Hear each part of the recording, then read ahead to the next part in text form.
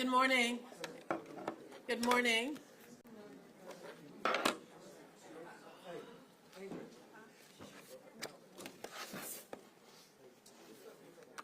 Could I ask everyone to be seated? Please, could you please find a seat and, kind of move off the wall if you could? I'd appreciate it. Those reserved seats aren't necessary. Our guests are going to stand on the stage. So I'd ask everyone to please move into the into the press room and be seated. Thank you so much.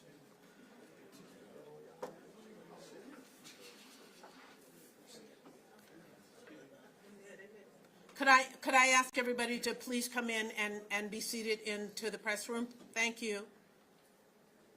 Good morning. Thank you all for joining us this morning. My name is Sharon Taylor, Director of Communications for County Executive Aisha Braveboy.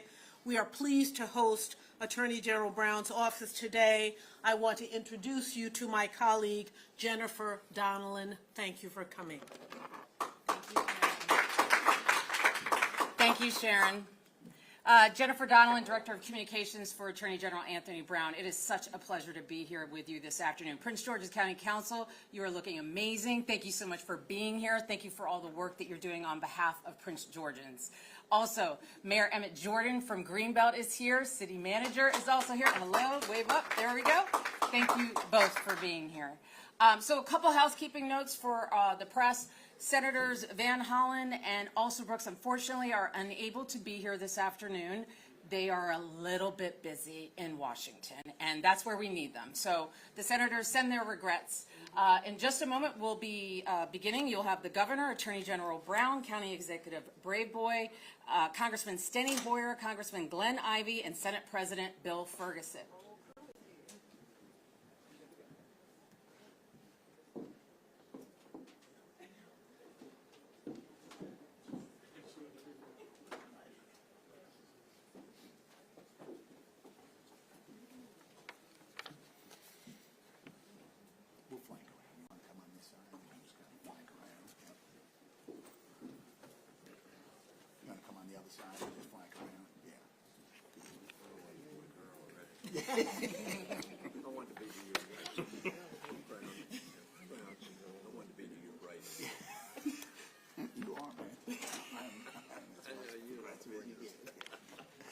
Well, good afternoon, everyone.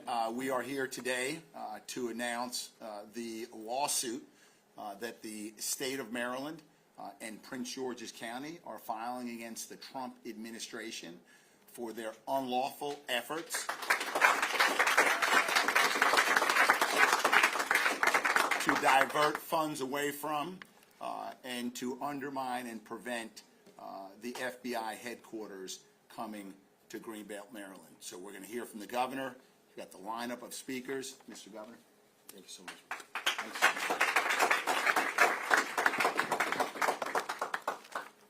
Thanks so much. Good afternoon, everybody. First, I wanted to thank the Attorney General for his leadership, for his vision, and for his fight, especially now in this moment. Today is now day 37 of Donald Trump's federal government shutdown. And this now is the longest shutdown in American history. And right now, President Trump controls the White House, President Trump controls both chambers of Congress, and frankly, all he needs to do is pick up the phone to be able to make the deal and to get everyone back to work. All he needs to do is make a phone call so families don't have to go hungry. All he needs to do is make a phone call so that we have people who are not going to work and not being paid. All he needs to do is make a phone call to make sure we are not risking children losing food assistance and people losing their health care. But if there's one thing that we know about this president, is that he seemingly does not give a damn about public servants. And that's why this debate about the FBI building is so important and what it's all about. It's about our public servants. And the Attorney General is going to walk through all the legal reasoning behind the lawsuit. So I want to spend just a few minutes talking about what moving the FBI headquarters from Greenbelt to the Reagan building means for our public servants, for our law enforcement. Because the president's plan is not just illegal. Frankly, it just lacks common sense. And his foolishness will put our public servants in jeopardy. The big problem with the current FBI building is that it lacks the modern security provisions and protections that the Bureau needs in 2025. So to be frank, the building is too old, it is too small, and it is too exposed.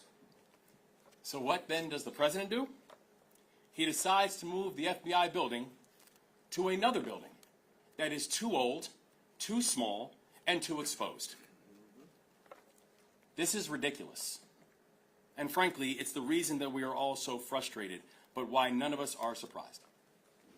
Because this is a president who has presided over the firing of agents who investigated the January 6th attack on the Capitol. This is an administration that's abruptly relocated senior agents and disbanded the Public Corruption Squad. Now, we know he's trying to shortchange the FBI by killing our plan for a new, modern, cutting-edge headquarters. But the president should be less focused on making sure that billionaires can have a nice stay in the Lincoln bedroom, and more focused on making sure that our FBI agents can do their jobs safely and securely.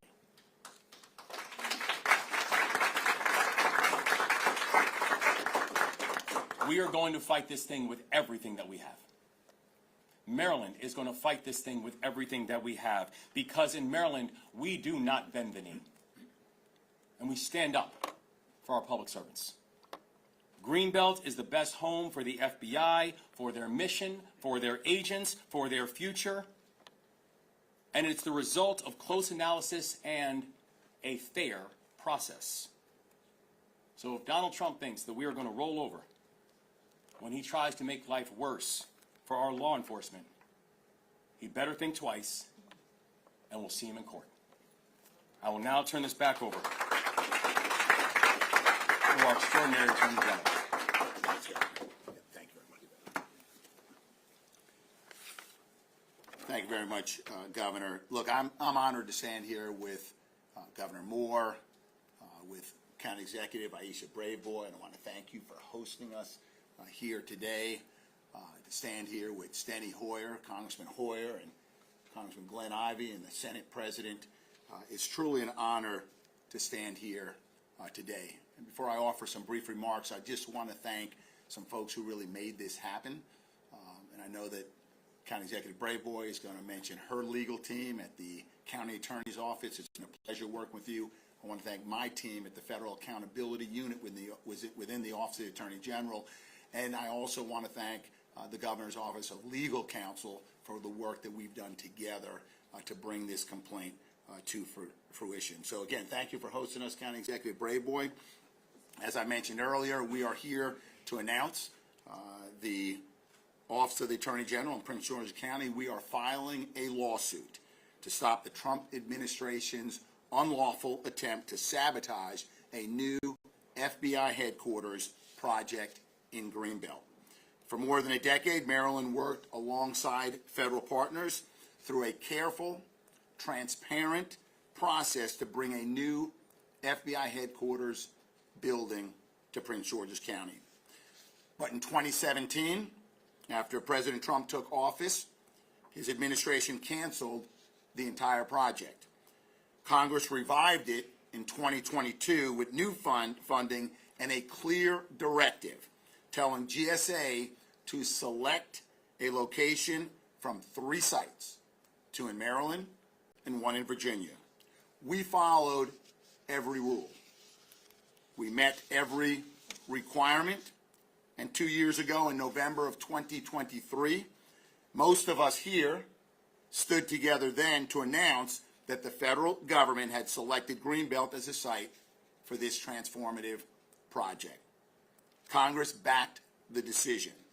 Between 2016 and 2024, Congress has appropriated over $1.1 billion specifically for this project.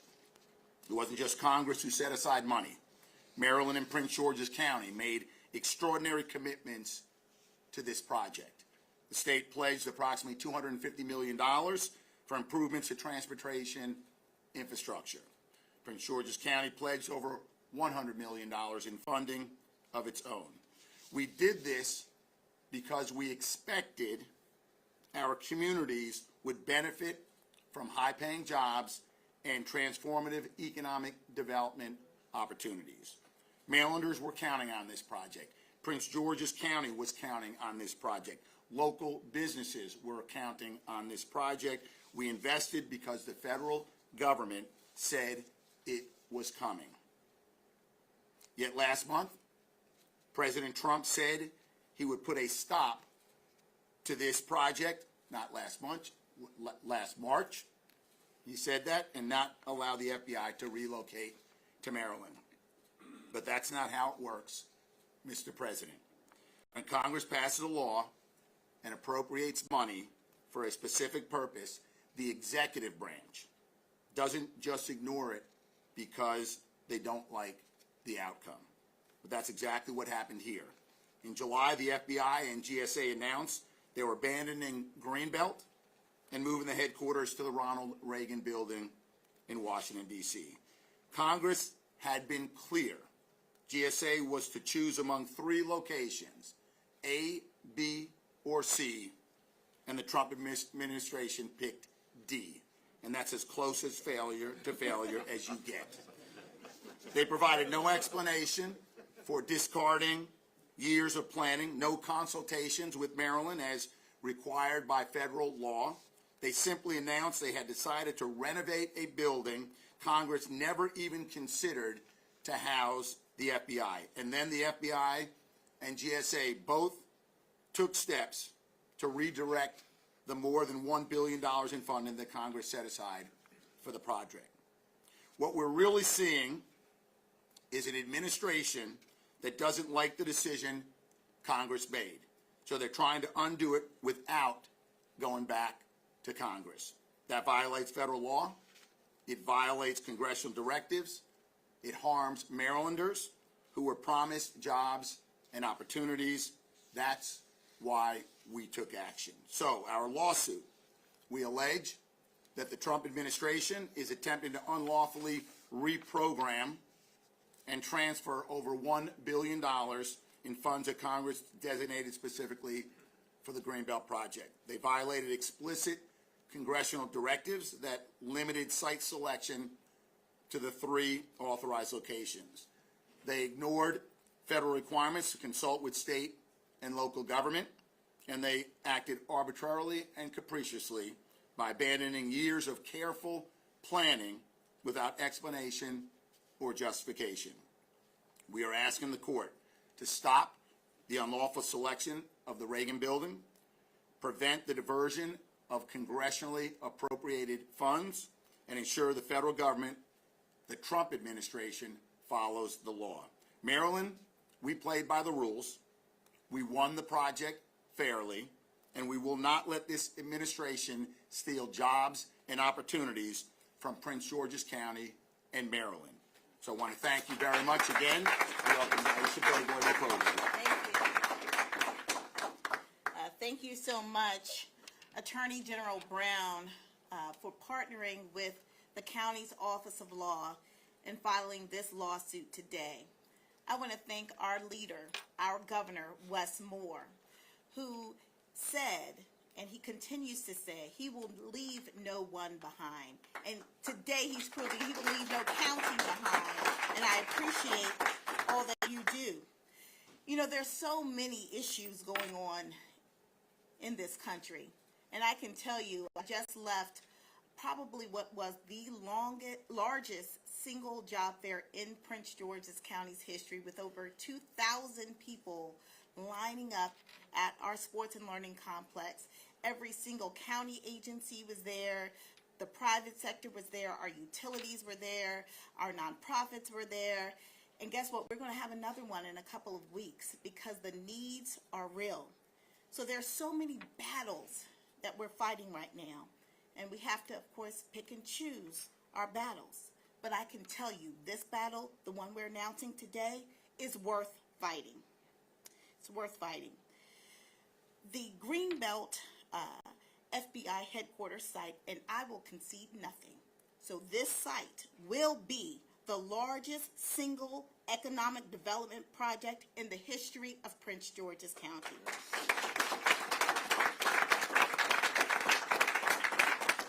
It will create over 7,500 jobs. It will add roughly $4 billion in economic benefits to the state and the county. This project is so important that it will positively affect the gross domestic product of Prince George's County. That's how significant this project is. It doesn't get any bigger than this. And we're not going to give something up that is this important without a fight, especially when we won this fair and square. You know, today you see Team Prince George's, not just on this stage, but in the audience. I see the mayor of Greenbelt, which will be the future site of the FBI headquarters. I see our county council led by our chair, Ed Burrows, here today.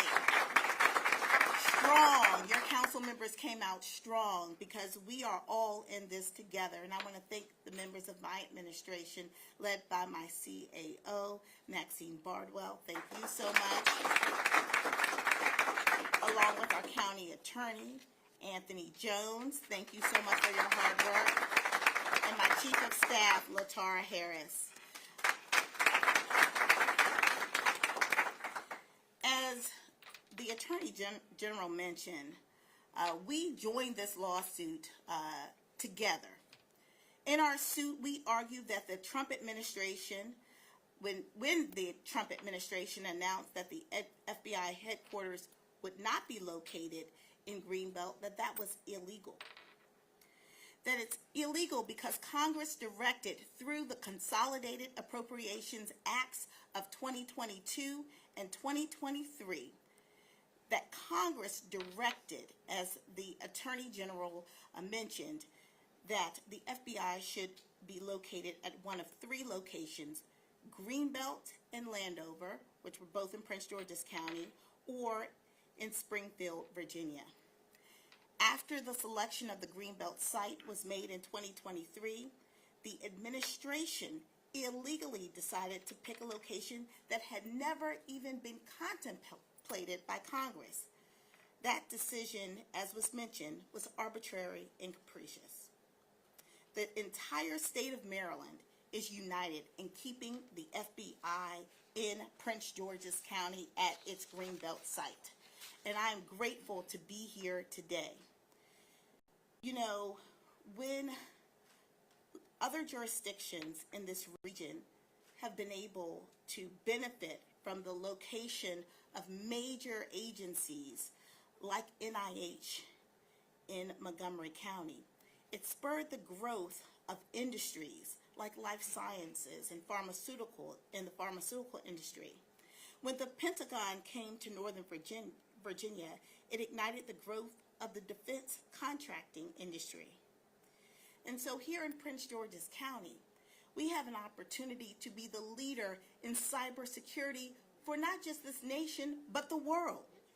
And we're not conceding, and we're not giving it up, because it's far too important for us. And by filing this lawsuit today, we are standing up and fighting for the economic future of Prince George's County, and we're standing for the rule of law. I would like to thank everyone who has been a part of this process for so many years. And I truly believe that as we continue to fight for our economic rights and our economic future, we will see the FBI located here in Prince George's County at a site that is absolutely perfect to protect those men and women who are protecting our country day in and day out. I can tell you, as the former state's attorney, I worked very closely, and in fact, in my last case that I prosecuted, my last homicide case that I prosecuted, we worked hand in hand with the FBI experts to analyze the evidence to secure a guilty conviction of someone who killed a teacher who served our students in the Greenbelt area. I think there's no more poignant case to point out the importance of the FBI to the future of Prince George's County than a case like that. We work hand in hand with our partners at the FBI, and we want them here. And we look forward to them making Prince George's County their home. Thank you. Oh, and now I will welcome a true warrior. Like if you're in a fight, you want this guy to be with you. And that is our congressman and my congressman, Steny Hoyer.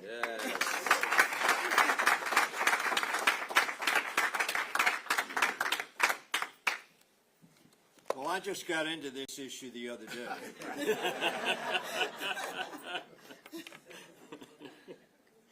And before I talk about when I got into this issue, I want to talk about the fact that we need to open up the federal government of the people of the United States of America. The problem is, Democrats are negotiating with a group that does not want the government open. Just as Elon Musk with his chainsaw wanted to fire everybody. Russell Vogt, who is essentially the CFO of our country. He's called the OMB director, but he's the chief financial officer. He has said he wants the federal employees to be perceived as the villains. He wants the federal employees to be perceived so badly that when they wake up in the morning, they don't want to come to work. You know, it is illegal in America to create a hostile workplace. Anthony, I'm pursuing with some folks the possibility of suing Russell Vogt. Probably can't sue the president, but Russell Vogt for creating consciously, intently, and with vengeful objectives the creation of a hostile workforce in the federal government. Now, what we are going to create here in Greenbelt, in Prince George's County, in the state of Maryland, is a safe workforce, a strategically housed workforce, a workforce that is consistent with the request that was made of me in 2009. I was the majority leader of the House of Representatives, and the director of the FBI came to my office, and he sat down, and he said, Steny, this building in which we are housed is unsafe. 2009. This is 15 years later, 16 to be exact. The building was unsafe. There is not a Democrat or a Republican who has visited that building, including Kash Patel, who doesn't say it is an unsafe environment for our employees, or one could say a hostile environment. And Mr. Mueller said to me in 2009, we need a space, somewhat like the CIA or NSA, that is a large enough space so that we can insulate ourselves from terrorists, from people who would blow us up. And so they wanted a campus setting with at least 150-foot setback. I don't know how many of you have gone by the Reagan building. 15 feet or so, a little short. And so I said, Mr. Director, I agree with you. And we started this saga of transparency, of honesty, of consideration, of all the factors that would make our FBI the place where people could work in security and be the most effective for the American people in keeping the peace and keeping law and order. And we worked hard on that from 2009 to 2016. And we were getting close, that close. We were almost there to get it done. And Donald Trump intervened. Donald Trump intervened. And by the way, we're going to have to clear that site where it's located now on Pennsylvania Avenue. And by the way, right across the street was a hotel. Who was the proprietor of that hotel? Donald Trump. And so he canceled it. He didn't decide we're going to put it someplace else. He didn't decide we need to tear down this building because it's unsafe, Governor, for the people who work there. He simply canceled it. And so nothing was done for the next 4 years of a building that all Republicans and all Democrats who have been through it say is unsafe and unworthy, and the directors will say is unsuited to the way they do law enforcement today. And so we had another fight. We started in 21 and 22 and 23. And because of the transparency they've talked about, but mostly because of the suitability of the site to meet the needs and requests of the Federal Bureau of Investigation. That is why ultimately Greenbelt was, not for political reasons, but for suitability to the task that we have assigned to the Federal Bureau of Investigation. And now we're in a fight. Because the president, not related to any specific criteria or strategic decision-making, but related more to his political bias. Hear me? His political bias. That he's decided to move it to a building totally unsuited, unplanned for, undesigned for the purposes of a major law enforcement agency. So we're going to win this suit, and we're going to win this battle. And that is why, and a lot of people were really invested in this decision, but that is why ultimately the GSA decided this is the place, the best place, from a cost standpoint, from a strategic standpoint, from a community standpoint, where the Prince George's community was a welcoming community. Mr. Mayor, I thank you and Greenbelt for their efforts. I want to mention County Executive also Brooks, and I want to mention Larry Hogan, the governor. The governor said to all his Republican colleagues, some of which he's friendly with, some not, this is the best site for the FBI.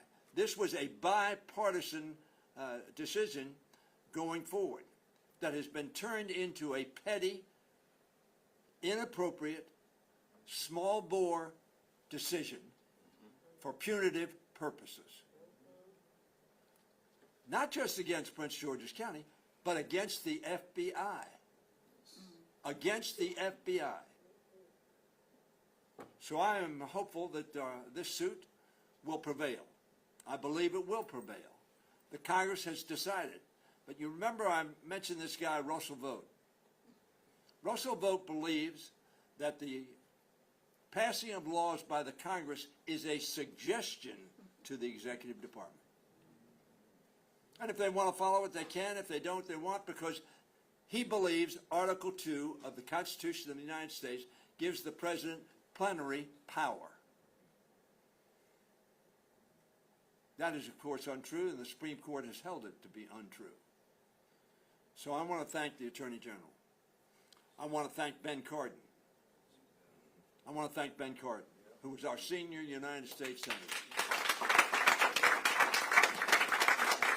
I want to thank Angela, who fought so hard and worked with Hogan in getting the state to make commitments on this. We have stepped up to the plate. We are ready. We are the place it ought to be, and for every valid reason, ultimately, I believe the Congress and even the Executive Department will decide Greenbelt is the site where the Federal Bureau of Investigation ought to be placed, and we ought to do it sooner rather than later. Now, let me also lastly thank the person whose district the FBI is in, and that is Glenn Ivey. It was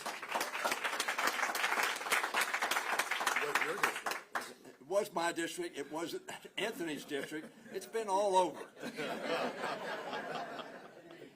So we have an interest in this because we have studied this issue from 2009 to date, and it is absolutely the right decision the Congress has made. Put it in Greenbelt and do it now. long time ago, people would introduce me as the youngest president in the history of Maryland. The problem with that introduction, that it was so long ago that I was the youngest anything. But close to me as the youngest president is my good friend Bill Ferguson. You're President. skipping me. Oh, Glenn Ivy's there. I ain't had that job yet.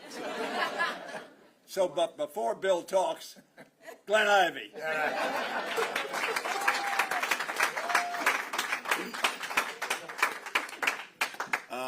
Let's hear it for Steny Hoyer. I think he's, you know, the longevity on this issue is there, but I mean, he's been in Congress over 40 years. 45? Oh, but who's counting, right? And he did an outstanding job. I think he was the best majority leader the House of Representatives has ever seen. And I do want to thank the governor for coming out today. I think his leadership on this has been fantastic. I think he's done a great job. Last time we were here talking about it, I guess it was in Greenbelt, and it was you know, a victory celebration of a sort. I knew we were going to have some more fights coming, and we're skipping the Virginia stuff. I'm going to move past that, but we also knew after Trump won that we would be back with this too, and I appreciate the fact that you're here fighting so hard for us. So thank you for your leadership.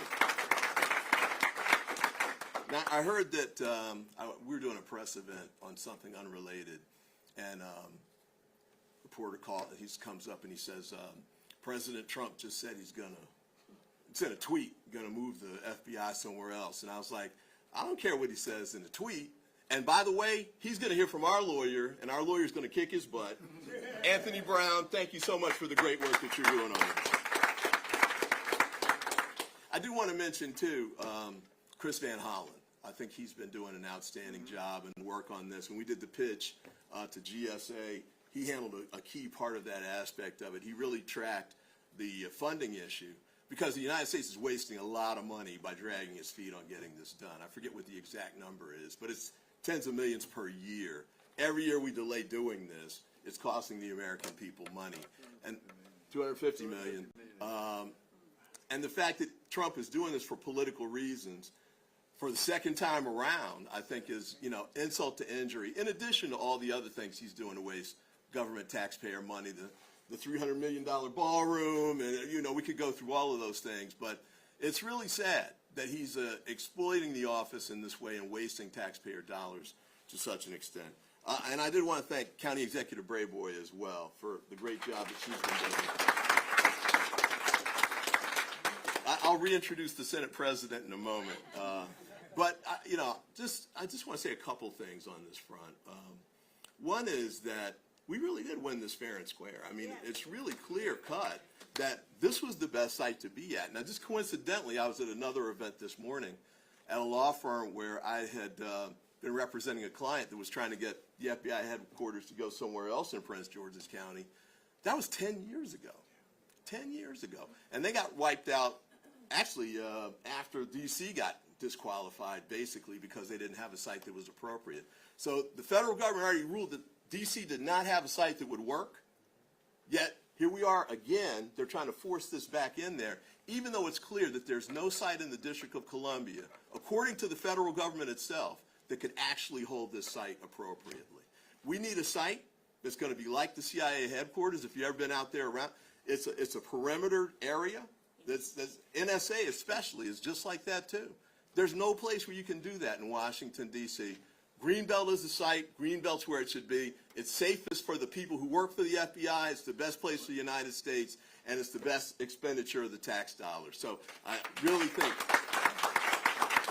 we'll win again on the merits. And then just briefly, too, there's a number of reasons that it was picked. There's one other additional reason. I think the county exec alluded to this, and that's cybersecurity. One of the things that we really have at that site that you don't have in other places is that we've got a strong nucleus for cybersecurity innovation right there. It's partly northern Prince George's County, but also in other parts of Maryland. But you've got NSA right there. You've got University of Maryland. It's doing a lot of great work with it.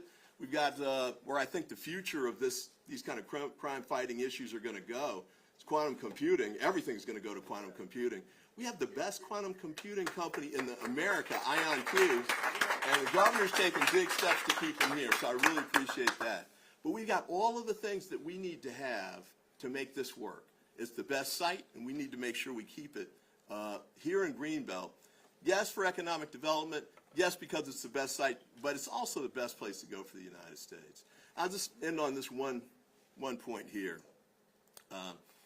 Slightly related, the attack on FBI agents, the revenge tour that the Trump administration, well, that President Trump is engaged in, asking for a list of all of the FBI agents who were involved in the January 6th investigations.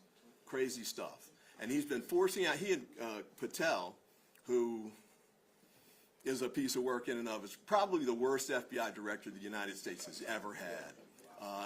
He's more interested in flying out to Las Vegas to see his girlfriend than actually getting the job done here on the FBI. And it's such a critical time right now, too. We're facing all sorts of challenges from around the world and internally, too. They want to talk about Antifa, but guess what? Those lone wolves who keep shooting up these schools and putting things at risk, straight from the Timothy McVeigh line to here, they're right here in the United States, and the FBI needs to be investigating them. They need to focus on that now and stop flying off to see concerts other places. And then lastly, on that front, the white-collar investigations are a critical piece of what the FBI really needs to be doing, too. Now, I know why Donald Trump doesn't want to be doing that, because he'd be public enemy number 1, 2, 3, 4 through 10 if they really had a chance to focus on the $300 million, the $400 million jet, the $230 million he's trying to get from the all of that stuff that he's been doing, which is crazy and illegal, and that just scratches the surface. I won't even get to the cryptocurrency payments that he's been getting for people who have contracts here in the United States government, and he's taking millions of dollars in crypto, and all of a sudden their cases are disappearing at the SEC and the like. So we need him to focus on really doing the right job. We need him to focus on following the law, which he refuses to do overall. But you know what? He's going to do it here, because we're going to beat him in court. The FBI is going to be there, and we're going to be able to move forward from there. So thanks so much. And without further ado, the youngest Senate President? Close. He's beat me. Oh, is that? Senator William Ferguson. Thank you. Thank you, sir.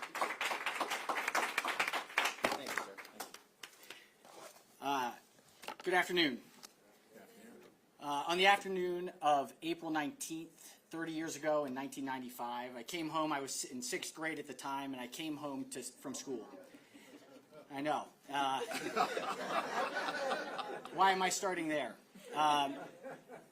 Both of my parents were home, which was unexpected, because for the most part, my dad came home late at night.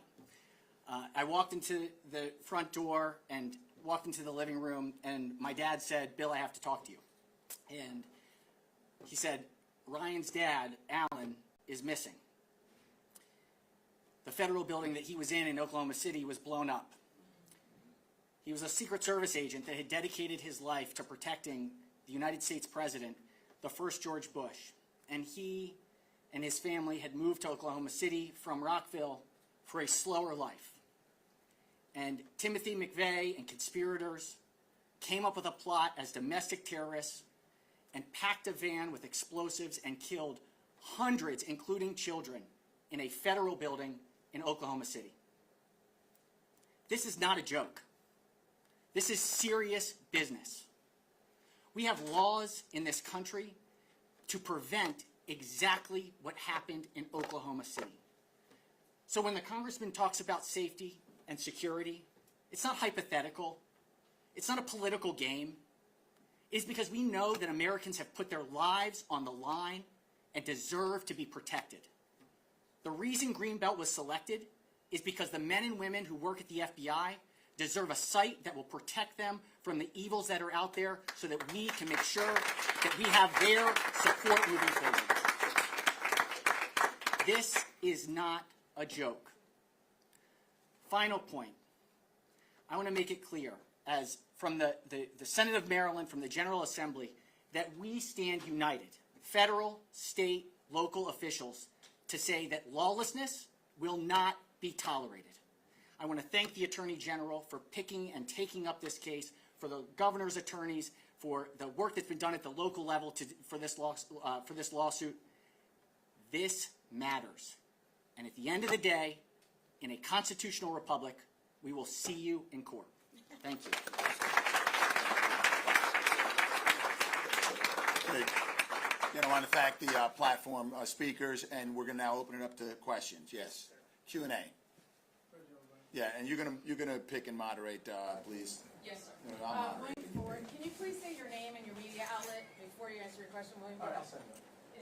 Yeah, can I see you? Okay. William Ford with Maryland Matters, good afternoon. There's been a lot of confidence noted on that this lawsuit will win. But how confident are you against an administration that has stated and shown its actions doesn't care about the law? Why do you think this suit will be working? Look, we have a strong complaint that we put together. The facts, as you've heard described by so many on this here today, the factual allegations, the law that we cite, it is a tight case.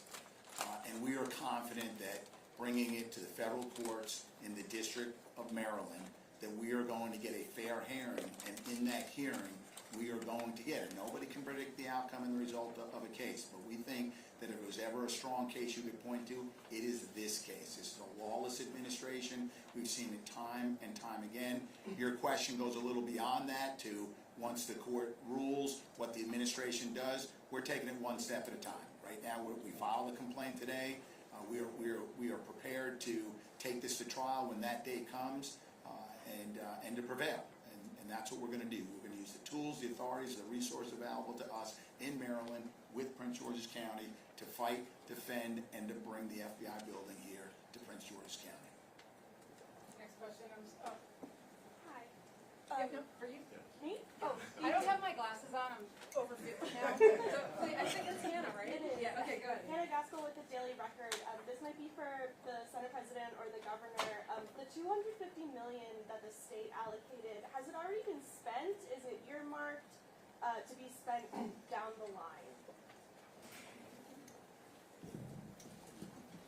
Now, that's capital that is earmarked, and as was mentioned earlier, when the decision was made, the independent decision was made by the GSA, then we began to move, both as a county and as a state, to be able to make sure that we were going to be able to do our part, to be able to move quickly, move swiftly, and to build the building.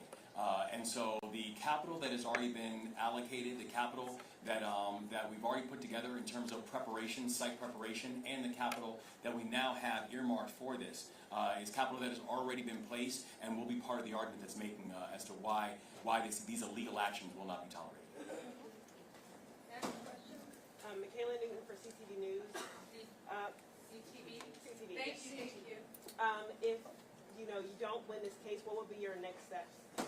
I'll tell you, I don't wake up in the morning thinking about what I'm not going to do. I really don't. I mean, it's there's a process, right? You go to trial, you win, you lose. A party appeals, they don't.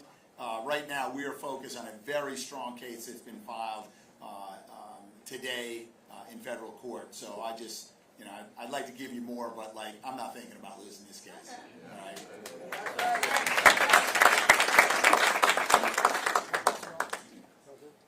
Down.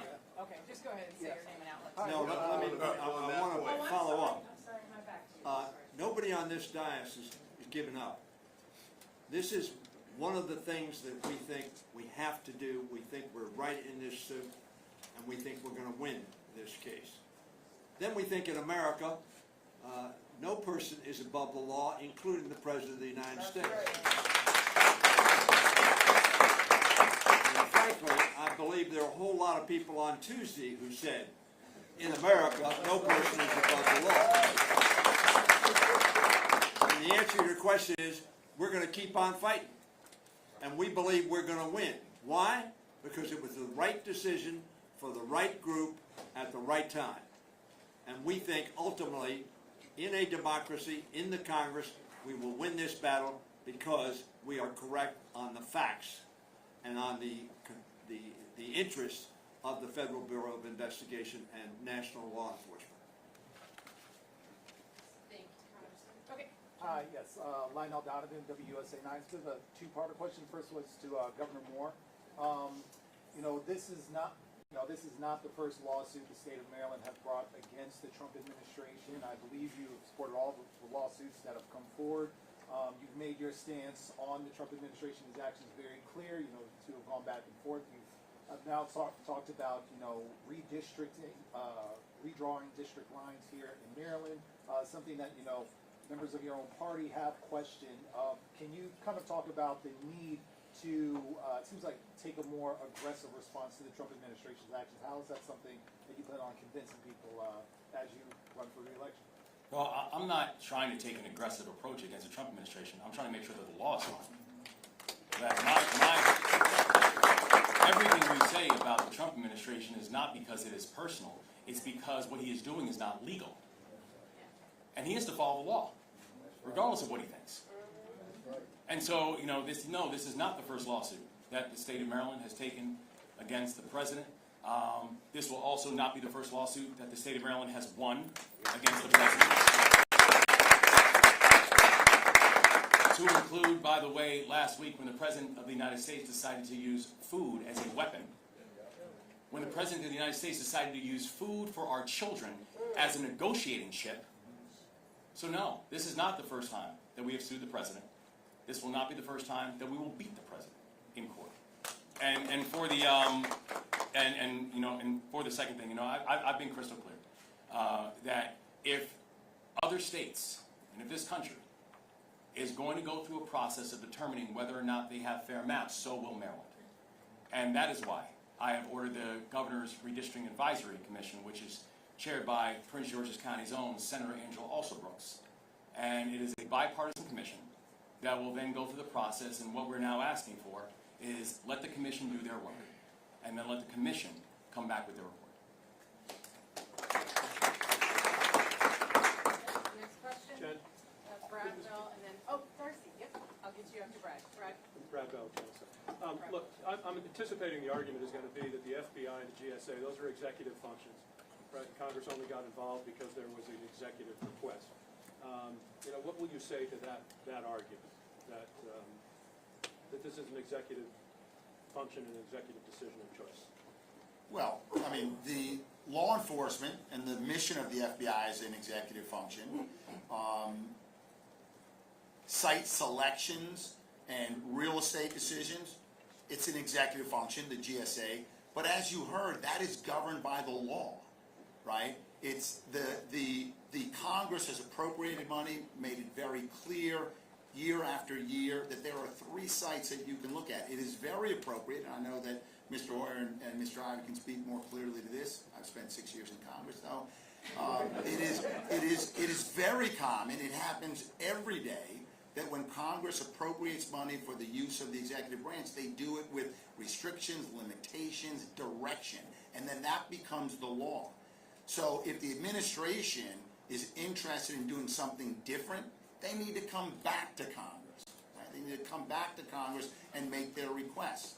And to that, I would also say good luck there as well, because we've got a strong delegation, and we're going to fight to make sure that doesn't happen. So yes, there is discretion by the executive branch, but it is not without restraint. It's not without legislative restrictions, congressional restrictions and mandates on how you're going to exercise that discretion. And when you decide to divert $1.1 billion from Greenbelt back to Washington, D.C., that is stepped outside of the boundaries, the constraints, the limitations that Congress has set on the appropriation, the spending of that money by the executive branch. Okay, Darcy Spencer of Missy Ford. Hi, I'm just going to stay seated. Just a question on the timeline. What are you thinking in terms of the timeline for the lawsuit, and is there an effort to sort of run the clock out if possible? And is there anything in the lawsuit dealing with whether TRO or something to stop the move to the Reagan building? What about those things? So today we filed a complaint, and I don't stand here typically and describe litigation strategy. I can tell you we're going to use all the tools available and all the authorities we have to ensure that we're protecting the interests of Maryland and Prince George's County. So I'm going to leave it at that. I got the last question, one more from USA 9. Does anybody, hold on, let me ask. Does anybody else want to ask a question who's not gone? Okay, and then if we have time, go ahead, ma'am. Washington Business Journal. I just wanted to ask you a question with county executive, with this building potentially not coming to Prince George's County, what efforts are there to build other economic development projects that would replace some of what might be lost? So we're not going to replace the Greenbelt site because we are going to build the FBI headquarters at the Greenbelt site.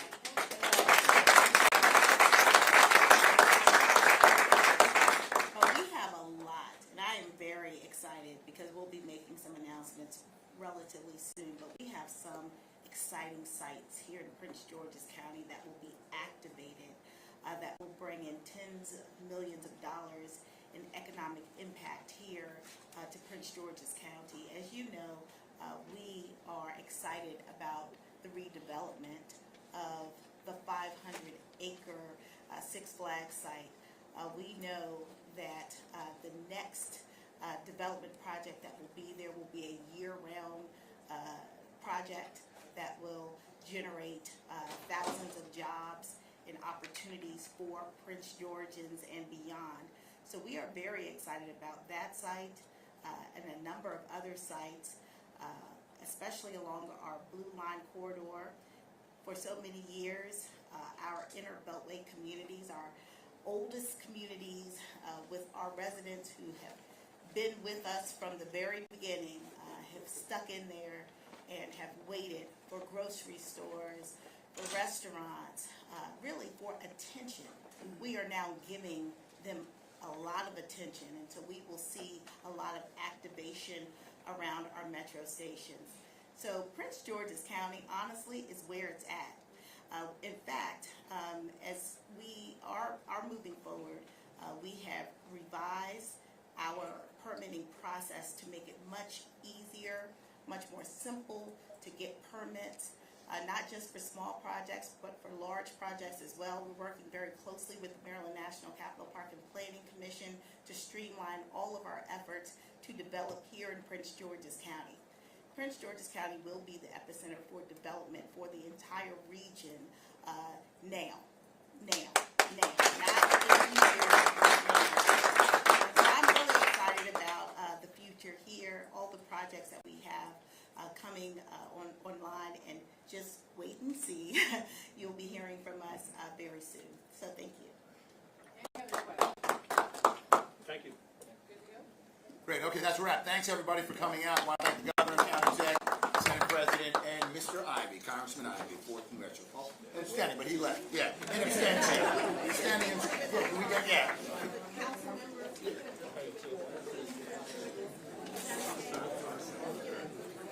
This or this?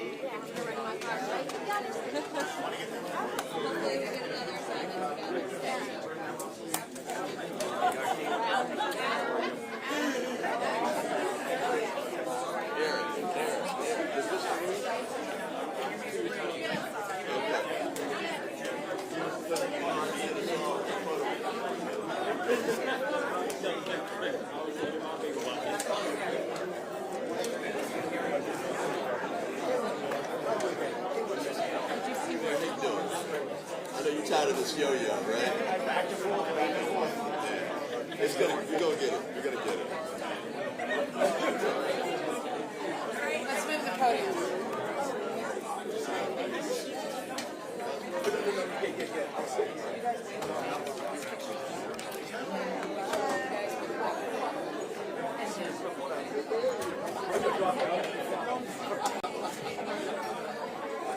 Sure, yeah, let me go ahead and have a log.